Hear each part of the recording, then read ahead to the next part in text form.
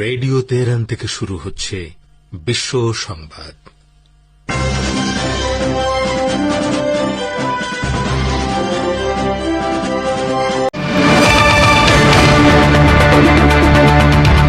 Iran ও যুক্তরাষ্ট্রের মধ্যকার উত্তেজনা নতুন কোনো ঘটনা নয়, তবে সাম্প্রতিক প্রেক্ষাপটে এই উত্তেজনা যে মাত্রায় পৌঁছেছে তা শুধু মধ্যপ্রাচ্য নয়, বৈশ্বিক রাজনীতির জন্য গভীর তাৎপর্য বহন করছে। ইরানের পররাষ্ট্রমন্ত্রী আব্বাস আরাকচি সর্বশেষ হুঁশিয়ারি, যুক্তরাষ্ট্রের দৃশ্যমান সামরিক প্রস্তুতি, আঞ্চলিক শক্তিগুলোর উদ্বেগ এবং একই সঙ্গে ইরানের অভ্যন্তরে চলমান ভয়াবহ দমনপীড়ন, এই সব কিছু মিলিয়ে এমন একটি সংকট চিত্র তৈরি হয়েছে যেখানে সামান্য ভুল হিসেবেও বড় ধরনের যুদ্ধের দিকে গড়াতে পারে। এই পরিস্থিতিকে বিশ্লেষণ করতে হলে একদিকে যেমন সামরিক ও কূটনৈতিক চালচিত্র বোঝা জরুরি, তেমনি ইরানের অভ্যন্তরীণ রাজনৈতিক বাস্তবতা ও সামাজিক অস্থিরতার দিকটিও সমান গুরুত্ব দিয়ে দেখতে হবে। আরও বিস্তারিত থাকছে ওয়াহিদ ফারুকীর প্রতিবেদনে।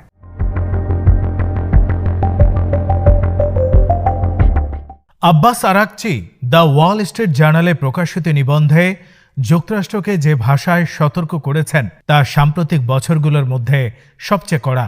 সবকিছু দিয়ে জবাব দেয়া হবে, এই বাক্যটি শুধু একটি কূটনৈতিক বক্তব্য নয়, বরং একটি সুস্পষ্ট সামরিক বার্তা।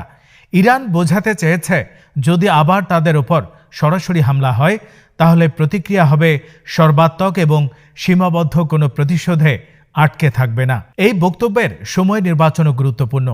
ঠিক যখন যুক্তরাষ্ট্র এশিয়া থেকে একটি পূর্ণাঙ্গ এয়ারক্রাফট ক্যারিয়ার স্ট্রাইক গ্রুপকে মধ্যপ্রাচ্যের দিকে সরিয়ে নিচ্ছে, তখনই এই হুঁশিয়ারি এসেছে। ইউএসএস আব্রাহাম লিঙ্কন ও তার সাথে থাকা ডেস্ট্রয়ারগুলো মালাক্কা প্রণালী পেরিয়ে ভারত মহাসাগরে প্রবেশ করেছে। এটি নিছক রুটিন মহড়া নয়, বরং একটি স্পষ্ট শক্তি প্রদর্শন।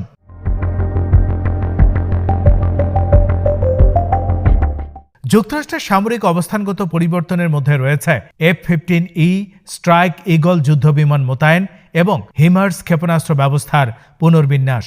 হিমার্স সেই একই অস্ত্র ব্যবস্থা যা ইউক্রেনে রাশিয়ার বিরুদ্ধে ব্যবহৃত হয়ে যুদ্ধক্ষেত্রে বড় প্রভাব ফেলেছে।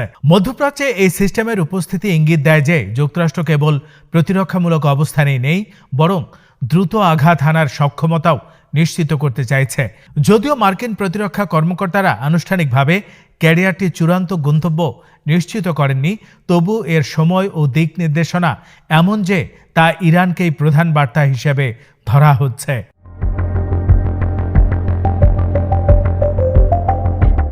এই সামরিক প্রস্তুতির প্রেক্ষাপটে উপসাগরীয় আরব রাষ্ট্রগুলোর উদ্বেগ বিশেষভাবে উল্লেখযোগ্য।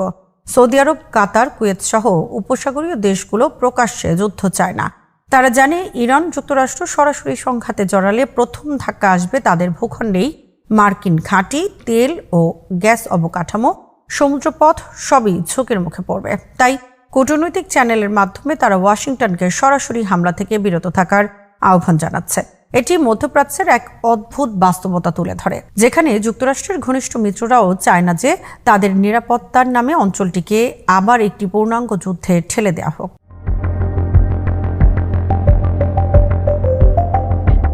ইরানের পক্ষ থেকে আকাশসীমা বন্ধ করার সিদ্ধান্ত এই উত্তেজনার অংশ। আকাশসীমা বন্ধ করা সাধারণত বড় ধরনের সামরিক প্রস্তুতির ইঙ্গিত দেয়।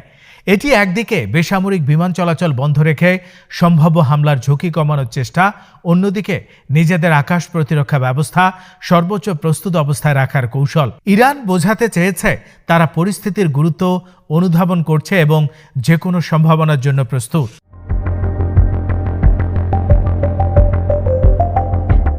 আরাকচি তার লেখায় জুন 2025-এর ইসরায়েল ইরান সংঘাতের প্রসঙ্গ টেনে ইরানের সংযমের কথা বলেছেন। 12 দিনের ওই যুদ্ধে ইরান মূলত ব্যালিস্টিক ক্ষেপণাস্ত্র ব্যবহার করেছিল এবং স্বল্প পাল্লার অস্ত্র ভাণ্ডারের বড় অংশ অক্ষত রেখেছিল। এই বক্তব্যের ভেতরে একটি সুপ্ত হুমকি রয়েছে। যদি আবার সংঘর্ষ হয় তাহলে এবার সেই সংযম থাকবে না। ইরানের হাতে থাকা স্বল্প ও মধ্যম পাল্লার ক্ষেপণাস্ত্রগুলো পারস্য উপসাগর জুড়ে মার্কিন ঘাঁটি, জাহাজ এবং মিত্রদের অবকাঠামোতে আঘাত হানতে সক্ষম। সামরিক বিশ্লেষকদের মতে ইরান বহু বছর ধরেই একটি ডিনায়াল স্ট্র্যাটেজি গড়ে তুলেছে, যার লক্ষ্য হল শত্রুপক্ষকে অঞ্চলে নির্বিঘ্নে কাজ করতে না দেয়া।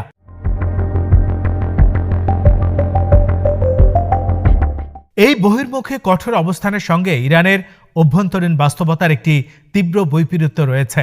আরাকচি দাবি করেন, সাম্প্রতিক বিক্ষোভের সহিংস পর্যায় ৭২ ঘন্টারও কম সময় স্থায়ী ছিল এবং সহিংসতার জন্য তিনি সশস্ত্র বিক্ষোভকারীদের দায়ী করেছেন। কিন্তু বাস্তব চিত্র ভিন্ন। প্রায় সম্পূর্ণ ইন্টারনেট বন্ধ থাকা সত্ত্বেও যে ভিডিওগুলো বাইরে এসেছে সেগুলোতে দেখা যাচ্ছে নিরাপত্তা বাহিনী নিরস্ত্র বিক্ষোভকারীদের উপর সরাসরি গুলি চালাচ্ছে। এই দৃশ্যগুলো রাষ্ট্রীয় বক্তব্যকে প্রশ্নবিদ্ধ করে এবং ইঙ্গিত দেয় যে সরকার প্রকৃত পরিস্থিতি আড়াল করার চেষ্টা করছে।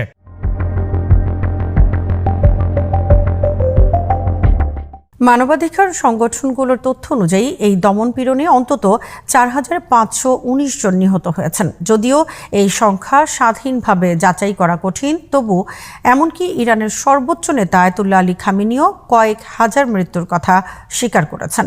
এটি অত্যন্ত তাৎপর্যপূর্ণ, কারণ ইরানের শীর্ষ নেতৃত্ব সাধারণত এ ধরনের তথ্য প্রকাশ্যে স্বীকার করে না। তিনি অবশ্যই এর জন্য যুক্তরাষ্ট্রকে দায়ী করেছেন, যা ইরানের চিরাচরিত বয়ান। অভ্যন্তরীণ অস্থিরতার পেছনে বিদেশি ষড়যন্ত্রের হাত রয়েছে। গ্রেফতারের সংখ্যাও উদ্বেগজনক। ২৬,০০০-এর বেশি মানুষ আটক হয়েছেন বলে দাবি করা হচ্ছে। ইরান এমন একটি দেশ যেখানে মৃত্যুদণ্ডের ব্যবহার বিশ্বের অন্যতম সর্বোচ্চ। ফলে আশঙ্কা রয়েছে এই আটককৃতদের একটি অংশ দ্রুত বিচার বা রাজনৈতিক উদ্দেশ্য প্রণোদিত মামলার মাধ্যমে মৃত্যুদণ্ডের মুখোমুখি হতে পারে। এই অভ্যন্তরীণ সংকট ইরান সরকারের জন্য বড় চ্যালেঞ্জ, কারণ একদিকে তারা বাইরের শক্তির বিরুদ্ধে কঠোর অবস্থান দেখাচ্ছে, অন্যদিকে ভেতরে জনগণের অসন্তোষ দমন করতে গিয়ে বৈধতা হারানোর ঝুঁকিতে পড়েছে।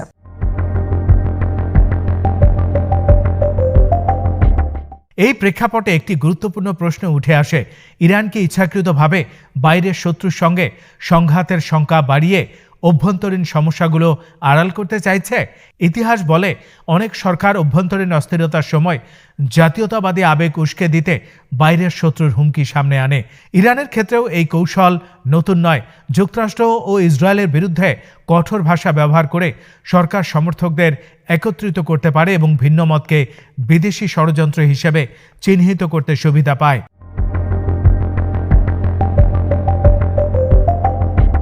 তবে এই কৌশল ঝুঁকিমুক্ত নয়, কারণ বাস্তব সামরিক সংঘাত শুরু হলে তার ফলাফল নিয়ন্ত্রণ করা কঠিন। যুক্তরাষ্ট্রের সামরিক শক্তি ইরানের তুলনায় অনেক বেশি, যদিও ইরান আঞ্চলিকভাবে বড় ক্ষতির সক্ষমতা রাখে। সরাসরি যুদ্ধ হলে ইরানের অবকাঠামো, অর্থনীতি ও রাজনৈতিক স্থিতিশীলতা মারাত্মকভাবে ক্ষতিগ্রস্ত হতে পারে। একই সঙ্গে পারস্য উপসাগর দিয়ে বৈশ্বিক জ্বালানি সরবরাহ ব্যাহত হলে তার প্রভাব বিশ্ব অর্থনীতিতে পড়বে।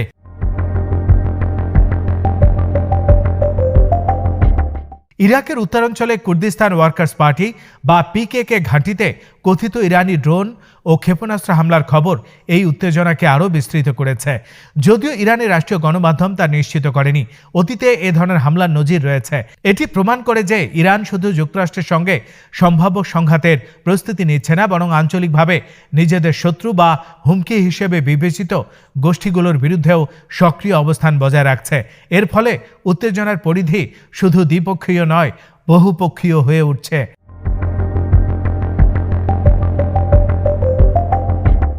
সব মিলিয়ে বর্তমান পরিস্থিতি একটি বিপজ্জনক সন্ধিক্ষণে দাঁড়িয়ে আছে। যুক্তরাষ্ট্র শক্তি প্রদর্শনের মাধ্যমে ইরানকে নিরুৎসাহিত করতে চায়, কিন্তু সেই শক্তি প্রদর্শনই ইরানের দৃষ্টিতে হুমকি হয়ে উঠছে। ইরান অভ্যন্তরীণ দুর্বলতা ঢাকতে বাইরের শক্তির বিরুদ্ধে কঠোর ভাষা ব্যবহার করছে, কিন্তু এতে সংঘাতের ঝুঁকি বাড়ছে। উপসাগরীয় দেশগুলো যুদ্ধ চায় না, কিন্তু তারা এমন এক অঞ্চলে অবস্থান করছে যেখানে তাদের মতামত সবসময় চূড়ান্ত সিদ্ধান্তে প্রতিফলিত হয় না। এই সংকটের ভবিষ্যৎ নির্ভর করবে কয়েকটি বিষয়ের উপর। প্রথমত, যুক্তরাষ্ট্র ও ইরানের মধ্যে সরাসরি বা পরোক্ষ যোগাযোগ চ্যানেল কতটা কার্যকর থাকে। দ্বিতীয়ত, ইরানের অভ্যন্তরীণ পরিস্থিতি কোন দিকে যায়। দমনপীড়নের মাধ্যমে সরকার সাময়িক নিয়ন্ত্রণ আনতে পারলেও দীর্ঘমেয়াদে তা আরও অস্থিরতা সৃষ্টি করতে পারে। তৃতীয়ত, আঞ্চলিক শক্তিগুলো সক্রিয়ভাবে যুদ্ধ এড়ানোর জন্য কূটনৈতিক উদ্যোগ নেয়।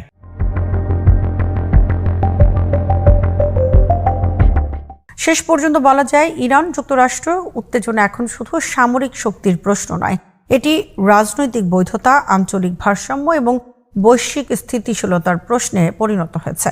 একদিকে সবকিছু দিয়ে জবাব দেওয়ার হুমকি, অন্যদিকে অভ্যন্তরীণ রক্তক্ষয়। এই দুই বাস্তবতার সংঘাতে ইরান নিজেই সবচেয়ে বড় পরীক্ষার মুখোমুখি। বিশ্ব যদি এই সংকটকে শুধু শক্তির লড়াই হিসেবে দেখে, তবে বড় চিত্রটি অধরাই থেকে যাবে। আর সেই বড় চিত্রের মধ্যেই লুকিয়ে আছে আগামী দিনের যুদ্ধ বা শান্তির ভাগ্য। সৌদি আরব ঘোষণা দিয়েছে তাদের কাছে $2.5 ট্রিলিয়ন বা $2.5 বিলিয়ন মূল্যের রেয়ার আর্থ বা বিরল খনিজ সম্পদ মজুদ রয়েছে।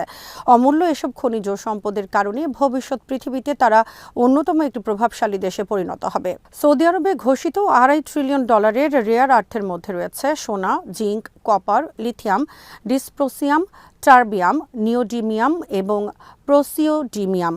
সৌদি আরবের উচ্চ পদস্থ এক কর্মকর্তা গত সপ্তাহে যুক্তরাষ্ট্রের টিভি চ্যানেল সিএনএনকে দেয়া এক সাক্ষাৎকারে প্রকাশ করেন এই তথ্য।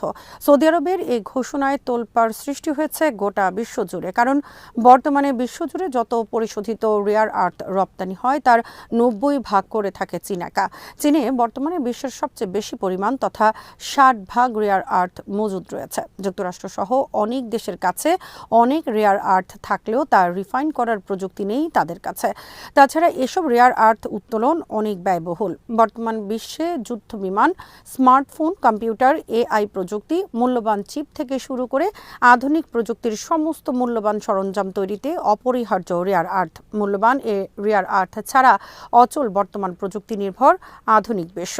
যুক্তরাষ্ট্র সম্প্রতি চীনের বিরুদ্ধে যে শুল্ক যুদ্ধ ঘোষণা করে তা চীন মোকাবেলা করেছে রেয়ার আর্থের মাধ্যমে। চীন, যুক্তরাষ্ট্র সহ বিভিন্ন দেশে রেয়ার আর্থ রপ্তানি বন্ধের পদক্ষেপ নেয়। বস্তুত চীনা রেয়ার আর্থ ছাড়া পুরোপুরি অচল যুক্তরাষ্ট্রের কম্পিউটার নির্মাণ সহ গোটা সিলিকন জগৎ। ফলে ট্রাম্প প্রশাসন বাধ্য হয়েছে চীনের কাছে নতি স্বীকার করতে। এবার সৌদি আরব তাদের কাছে অফুরন্ত রেয়ার আর্থ থাকার ঘোষণায় নড়ে চড়ে বসেছেন অনেকে। সৌদি আরবের বিশাল এই রেয়ার আর্থ ঘিরে বিপুল পরিমাণ দেশি বিদেশি বিনিয়োগ আসবে দেশটিতে, যা দেশটির অর্থনীতিতে ব্যাপক অবদান রাখবে ভবিষ্যতে। ইতোমধ্যে সৌদি আরবের রাষ্ট্রীয় কোম্পানি মাদেন $110 বিলিয়ন বিনিয়োগের ঘোষণা দিয়েছে মূল্যবান এসব ধাতব পদার্থ উত্তোলনের জন্য। সৌদি আরব বর্তমানে বিশ্বের দ্বিতীয় বৃহত্তম প্রমাণিত মজুদ জ্বালানি তেলের দেশ। সৌদি আরবে মজুদ জ্বালানি তেলের পরিমাণ 267 বিলিয়ন ব্যারেল। ফলে বিশ্বে আরও বহু বছর জ্বালানি তেলের ক্ষেত্রে নেতৃত্ব দিতে পারবে দেশটি।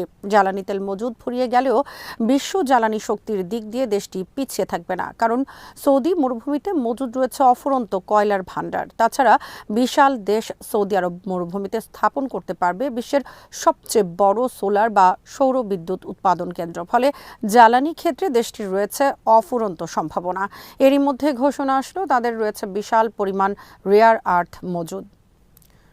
গাজায় শান্তি ফেরাতে ডোনাল্ড ট্রাম্প ঘোষিত বোর্ড অফ পিসের অন্যতম প্রভাবশালী দেশে পরিণত হয়েছে পাকিস্তান। অপরদিকে বোর্ড অফ পিসে পাকিস্তানের সক্রিয় ভূমিকার কারণে ট্রাম্পের এই উদ্যোগ থেকে নিজেদের সরিয়ে রেখেছে ভারত। এই ঘটনাকে কূটনৈতিক ক্ষেত্রে পাকিস্তানের সক্ষমতা এবং ভারতের বড় মাত্রার অদক্ষতা হিসেবে সামনে এসেছে বিষয়টি। অপরদিকে ট্রাম্প প্রশাসনের গাজা ও ফিলিস্তিন কেন্দ্রিক সব ধরনের উদ্যোগে বাংলাদেশকে সম্পূর্ণরূপে হিসাবের বাইরে রাখার ঘটনাকে বাংলাদেশের অন্তর্বর্তীকালীন সরকারের বড় ধরনের একটি কূটনৈতিক ব্যর্থতা হিসেবে আখ্যায়িত করেছেন বিশ্লেষকরা। বিশ্বের সব গুরুত্বপূর্ণ মুসলিম দেশকে ট্রাম্প প্রশাসন আমন্ত্রণ জানিয়েছে গাজা শান্তি প্রক্রিয়ায়, কিন্তু জনসংখ্যার দিক দিয়ে বাংলাদেশ বিশ্বের তৃতীয় বৃহত্তম মুসলিম দেশ হওয়া সত্ত্বেও বাংলাদেশকে কোনো হিসেবেই ধরেনি যুক্তরাষ্ট্র। অথচ আমন্ত্রণ পেয়েছে উজবেকিস্তান, কাজাখস্তান, আজারবাইজান, মঙ্গোলিয়ার মতো অনেক দেশ। গত বৃহস্পতিবার সুইজারল্যান্ডের দাভোসে বিশ্ব অর্থনৈতিক সম্মেলনে আয়োজন করা হয় ট্রাম্পের আলোচিত board of piece signing ceremony বা স্বাক্ষর অনুষ্ঠান। এই অনুষ্ঠানে যুক্তরাষ্ট্রের প্রেসিডেন্ট ডোনাল্ড ট্রাম্পের পাশে সবচেয়ে সক্রিয়ভাবে উপস্থিত ছিল পাকিস্তানের প্রধানমন্ত্রী শাহবাজ শরীফ, পররাষ্ট্রমন্ত্রী ইসহাক দার এবং সেনাপ্রধান ফিল্ড মার্শাল জেনারেল আসিম মনির উপস্থিত হন। পাকিস্তানের এই উপস্থিতি দেখে খুশিতে আপ্লুত হন ডোনাল্ড ট্রাম্প। অনুষ্ঠানে বিশ্ব নেতাদের সামনে তিনি পাকিস্তান সেনাপ্রধানকে my dear field marshal general সম্বোধন করে ব্যাপক প্রশংসা করেন। গাজা বোর্ড অফ পিসে পাকিস্তানের পাশাপাশি ভারতের প্রধানমন্ত্রী নরেন্দ্র মোদীকেও অংশগ্রহণের আমন্ত্রণ জানিয়েছেন ডোনাল্ড ট্রাম্প, কিন্তু ভারত বৃহস্পতিবার বর্জন করেছে Davos board of piece signing ceremony. ট্রাম্পের বোর্ড অফ পিস প্রস্তাবে বৃহস্পতিবার দাভোসে যেসব দেশ স্বাক্ষর করেছে সেগুলো হলো যুক্তরাষ্ট্র, তুরস্ক, মিশর, পাকিস্তান, সৌদি আরব, কাতার, মালয়েশিয়া, ইন্দোনেশিয়া, জর্ডান, সংযুক্ত আরব আমিরাত। আরও স্বাক্ষর করেছে Kazakhstan, Uzbekistan, Mongolia, Azerbaijan, Armenia, Hungary, Bulgaria, Argentina এবং প্যারাগুয়ে। এছাড়া ভিয়েতনাম, বেলারুশ, আলবেনিয়া, চীন, রাশিয়া সহ আরও বেশ কয়েকটি দেশ বোর্ড অফ পিস প্রস্তাবে স্বাক্ষরের কথা জানিয়েছেন। পুতিন বোর্ড অফ পিসে $1 বিলিয়ন সহায়তা প্রদানের ঘোষণাও দিয়েছেন। ট্রাম্প প্রস্তাবিত এ বোর্ড অফ পিস গাজার শাসনভার দেখাশোনা করবে। ইসরায়েলেরও এতে অংশগ্রহণের কথা রয়েছে এবং এক্ষেত্রে আপত্তি জানিয়েছে পাকিস্তান, ইন্দোনেশিয়া সহ বিভিন্ন দেশ। এবার আফগানিস্তানে ন্যাটোর ভূমিকা নিয়ে তীব্র বিরোধে জড়িয়েছে যুক্তরাষ্ট্র ও ইউরোপ। যুক্তরাষ্ট্রের প্রেসিডেন্ট ডোনাল্ড ট্রাম্প বলেছেন, ন্যাটোর সেনারা আফগানিস্তানে কোনো ভূমিকা পালন করেনি, তারা সামনে সারিতে ছিল না, তারা সবসময় যুক্তরাষ্ট্র সেনাদের পেছনে পেছনে থাকতো। আমরা তাদেরকে আফগানিস্তানে ডাকিনি। আসলে আফগানিস্তানে ন্যাটো সেনার কোনো প্রয়োজনই ছিল না, তারা সেখানে খামোখা ছিল যুক্তরাষ্ট্রের সাথে। সুইজারল্যান্ডের দাভোসে অর্থনৈতিক সম্মেলনে যোগ দিয়ে বৃহস্পতিবার ডোনাল্ড ট্রাম্প গণমাধ্যমকে দেয়া এক সাক্ষাৎকারে এই মন্তব্য করেন। তার এই মন্তব্যের বিরুদ্ধে তীব্র প্রতিক্রিয়া ব্যক্ত করেছেন ব্রিটেনের প্রধানমন্ত্রী কিয়ার স্টারমার সহ অনেকে। কিয়ার স্টারমার বলেছেন, ব্রিটেন সহ ন্যাটোর সেনাদের নিয়ে এ ধরনের বক্তব্যের জন্য ক্ষমা চাওয়া উচিত ট্রাম্পের। কারণ ব্রিটেন সহ ইউরোপের যেসব দেশের সেনারা ন্যাটোর অধীনে যুদ্ধ করে আফগানিস্তানে জীবন দিয়েছেন, ট্রাম্পের এ বক্তব্য সেই সব নিহত সেনাদের ও তাদের পরিবারের প্রতি চরম অবজ্ঞার শামিল।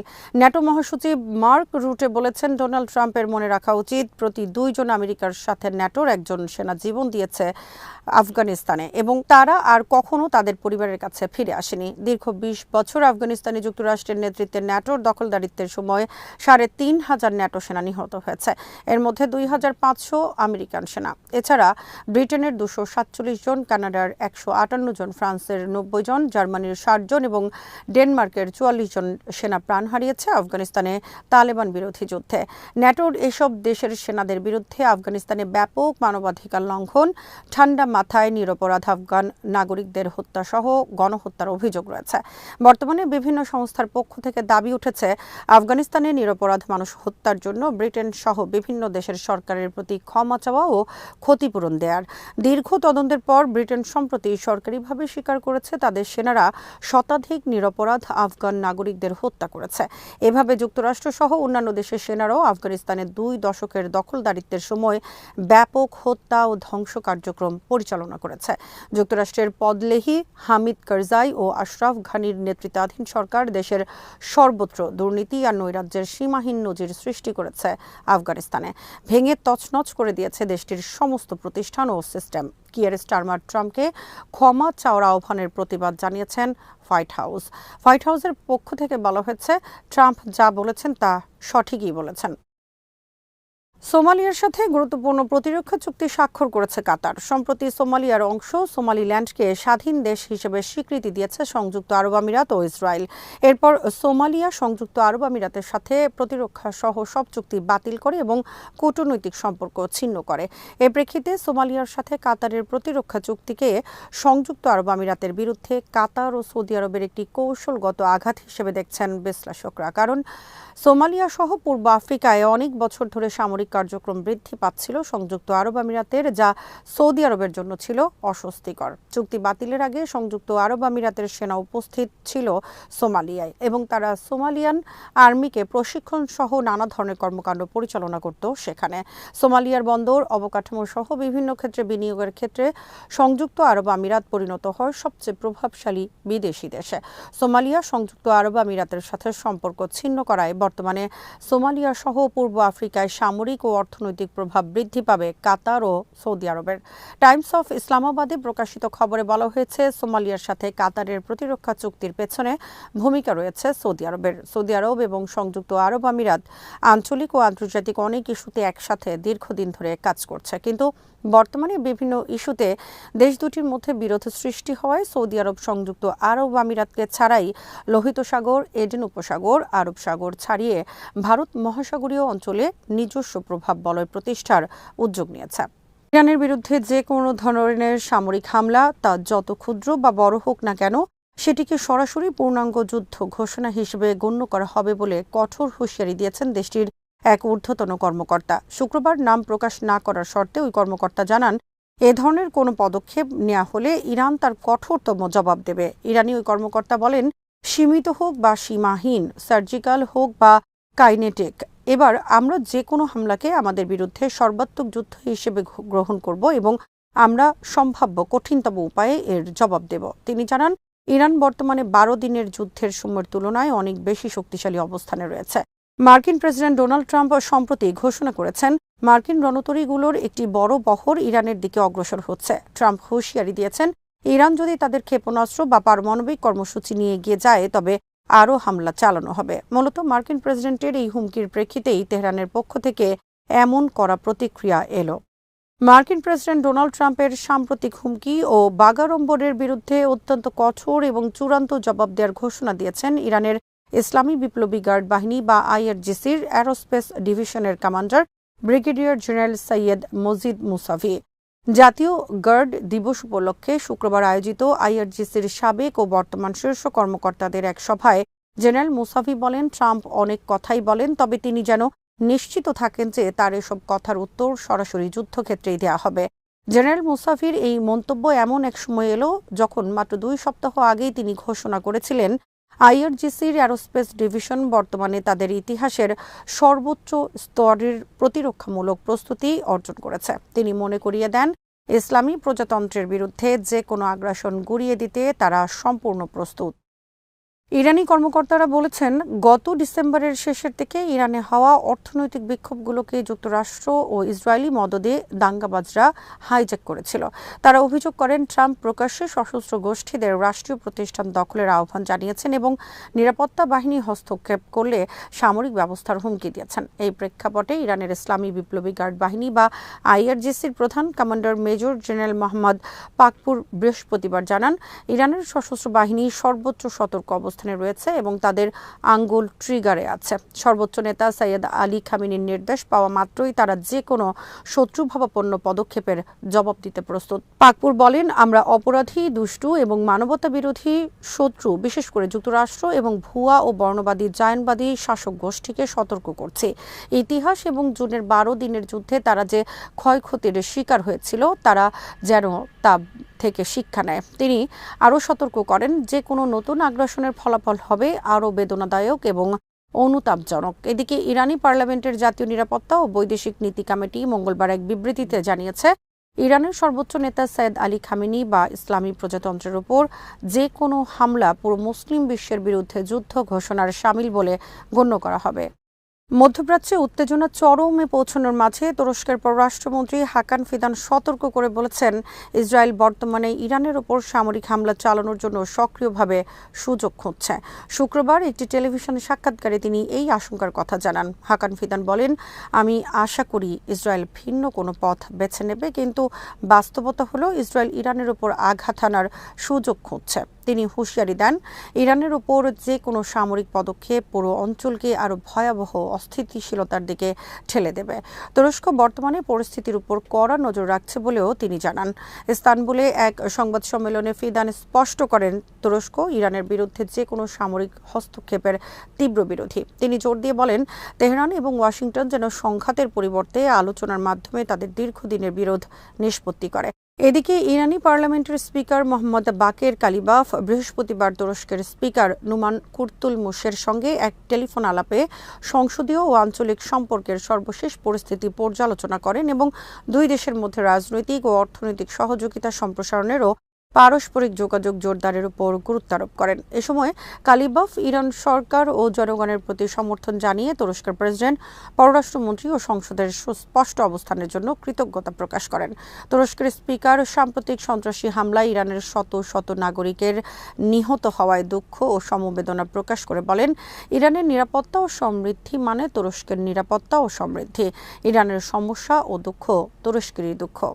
ফিলিস্তিনের গাজা উপত্যকায় নিয়ন্ত্রণ প্রতিষ্ঠা করতে স্থানীয় অপরাধী চক্রগুলোকে ব্যবহারের ইসরায়েলি পরিকল্পনা পুরোপুরি ব্যর্থ হয়েছে বলে স্বীকার করেছেন ইসরায়েলের এক শীর্ষস্থানীয় সামরিক বিশেষজ্ঞ।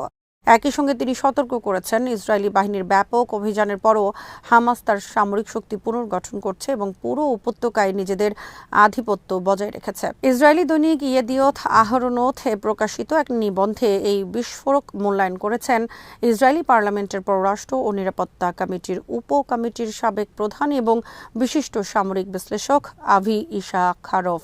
দ্বিতীয় পর্যায়ের শুরু, ব্যর্থতার পর ব্যর্থতা শিরোনামের এই নিবন্ধে তিনি দাবি করেন, যুদ্ধ পরবর্তী গাজা নিয়ে ইসরায়েলের সরকারের কোনো কার্যকর কৌশল পরিকল্পনা নেই। ইসাখারভ জানান, ইসরায়েলি কর্তৃপক্ষ গাজা শাসনের বাস্তবসম্মত বিকল্পগুলো উপেক্ষা করে আবু শাবাব নামক অপরাধী চক্রের মতো অকার্যকর গোষ্ঠীকে ব্যবহার করে ত্রাণ বিতরণ ও স্থানীয় নিয়ন্ত্রণ নেওয়ার চেষ্টা করেছিল। কিন্তু এই পরিকল্পনাটি দ্রুতই মুখ থুবড়ে পড়েছে। নিবন্ধে বলা হয়েছে, ফিলিস্তিনি কর্তৃপক্ষকে গাজার প্রশাসনিক ও নিরাপত্তা ব্যবস্থায় যুক্ত করার মতো বাস্তবসম্মত বিকল্পগুলো রাজনৈতিক কারণে এড়িয়ে যাওয়া হয়েছে। এর ফলে গাজায় একটি ভয়াবহ প্রশাসনিক ও নিরাপত্তা শূন্যতা তৈরি হয়েছে, যার পূর্ণ সুযোগ নিয়ে হামাস এখনও সেখানে প্রধান নিয়ন্ত্রক শক্তি হিসেবে টিকে আছে। ইসাখারভ সতর্ক করে বলেন, যতক্ষণ বর্তমান পরিস্থিতির পরিবর্তন না হবে ততক্ষণ পর্যন্ত সুযোগগুলো নষ্ট হতেই থাকবে। যুদ্ধ পরবর্তী কৌশলগত পরিকল্পনা কোনো ঐচ্ছিক বিষয় নয়, বরং এটি অত্যন্ত জরুরি। এতে দেরি করলে গাজা এবং পুরো অঞ্চলের অস্থিরতা আরও গভীর হবে।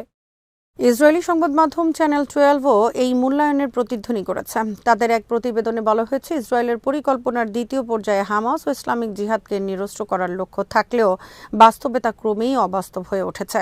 প্রতিবেদনে উল্লেখ করা হয়, যুদ্ধে ব্যাপক ক্ষয়ক্ষতি সত্ত্বেও হামাস ও ইসলামিক জিহাদ তাদের লড়াই করার সক্ষমতা অনেকাংশে পুনর্গঠন করেছে।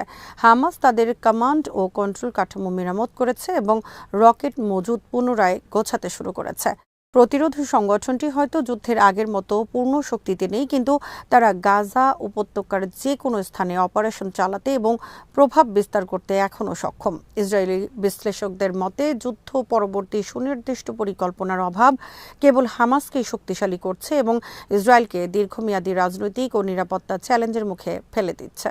ইসরায়েলের অভ্যন্তরীণ রাজনীতিতে বড় ধরনের পরিবর্তনের ইঙ্গিত দিচ্ছে সাম্প্রতিক এক জনমত জরিপ। ইসরায়েলি দৈনিক মারিভ এর এই জরিপ অনুযায়ী বর্তমান প্রধানমন্ত্রী বেনিয়ামিন নেতানিয়াহুর ক্ষমতাসীন জোট আগামী নির্বাচনে বড় ব্যবধানে পরাজিত হতে পারে এবং বিরোধী দলগুলো পার্লামেন্টের সংখ্যাগরিষ্ঠতা অর্জনের পথে রয়েছে। জরিপ অনুযায়ী আজ নির্বাচন হলে 120 আসনের নেসেটে বিরোধী দলগুলো 61টি আসন পেয়ে সরকার গঠনের সক্ষমতা অর্জন করবে। অন্যদিকে নেতানিয়াহুর নেতৃত্বাধীন বর্তমান সরকার জোটের আসন সংখ্যা কমে দাঁড়াবে 49-এ। এছাড়া আরব দলগুলো আলাদাভাবে নির্বাচন করলে সম্মিলিতভাবে 10টি আসন পেতে পারে। জরিপে দেখা গেছে, বেশ কয়েকজন প্রভাবশালী নেতার রাজনৈতিক ভবিষ্যৎ হুমকির মুখে। অর্থমন্ত্রী বেজালেল স্মোট্রিচের নেতৃত্বাধীন কট্টর ডানপন্থী রিলিজিয়াস জায়নিজম পার্টি নির্বাচনে জয়ী হওয়ার জন্য প্রয়োজনীয় ন্যূনতম ভোট পেতে ব্যর্থ হতে পারে।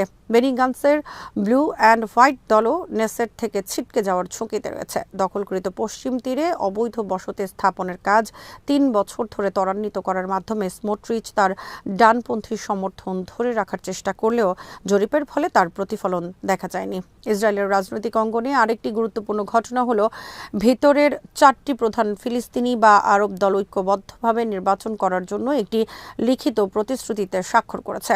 জয়েন্ট লিস্ট নাও শিরোনামের এই চুক্তিতে স্বাক্ষর করেছেন আরব মুভমেন্ট ফর চেঞ্জের আহমেদ তিবি, ডেমোক্রেটিক ফ্রন্টের আইমান ওদেহ, ন্যাশনাল ডেমোক্রেটিক অ্যাসেম্বলির সমি আবু শেহাদেহ ও ইউনাইটেড আরব লিস্টের মনসুর আব্বাস। জরিপ অনুযায়ী আরব দলগুলো ঐক্যবদ্ধ হলে তাদের আসন সংখ্যা 16-এর উপরে যেতে পারে, যা ভবিষ্যতে যে কোনো কোয়ালিশন সরকার গঠনে বা নীতি নির্ধারণে শক্তিশালী ভূমিকা রাখবে।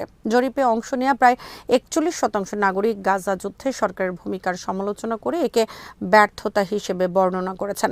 ইসরায়েলের পাবলিক ব্রডকাস্টার রিপোর্ট করেছে, নির্ধারিত 2026 সালের নভেম্বরের পরিবর্তে নেতানিয়াহু আগামী জুনেই সাধারণ নির্বাচন আয়োজনের পরিকল্পনা করছেন।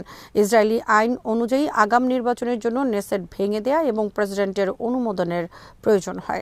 শ্রোতা বন্ধুরা, বিশ্ব সংবাদে এই ছিল আমাদের সর্বশেষ আয়োজন। সঙ্গে থাকার জন্য আপনাদের সবাইকে অসংখ্য ধন্যবাদ।